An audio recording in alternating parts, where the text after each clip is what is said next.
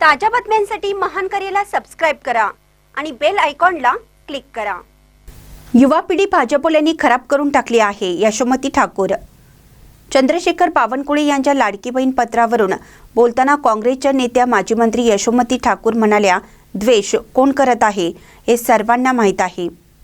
त्यांनी अमरावतीमध्ये जी घाण करून ठेवली ती कशी साफ करायची। चंद्रशेखर बावनकुळे यांना कमी लिहिता वाचता येत असावं।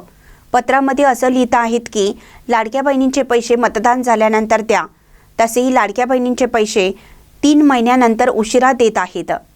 महिलांना जेव्हा पैसे पाहिजे तेव्हा तुम्ही देत नाहीत आणि आता निवडणुकीच्या समोर तुम्ही पैसे देत आहात, हे बरोबर नाही। कोणती विचारधारा जहर पसरवत आहे हे सर्व जग बघत आहे। पूर्ण युवा पिढी भाजपवाल्यांनी खराब करून टाकली आहे, अशी प्रतिक्रिया त्यांनी दिली आहे। पाहूया ते काय म्हणतात। द्वेष कोण करतं हे तर जग बघतंय। राहिला बावनकुळे साहेबांचा विषय, तर त्यांनी अमरावतीमध्ये जी घाण करून ठेवलेली आहे ती कशी काय साफ करायची।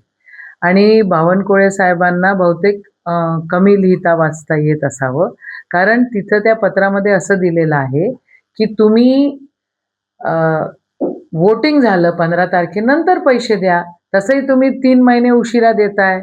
मागच्या 3 ते 4 महिन्याचे पैसे एकदम टाकायचा प्रयत्न करताय, तर तुम्ही एवढा उशीर केलाय ना, तर मग वोटिंग झाल्यानंतर करा।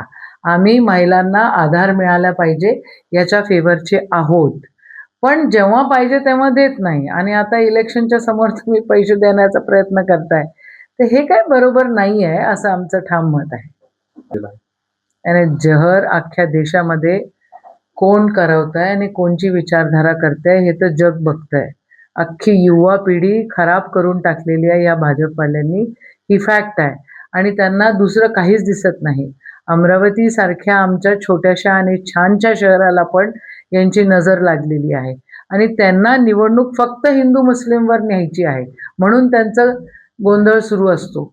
आणि जहर जे तुम्ही म्हटलं हे तर तेच ओकत असतात, रोज ओकतात, सतत ओकतात आणि इलेक्शन आलं की जास्त ओकतात।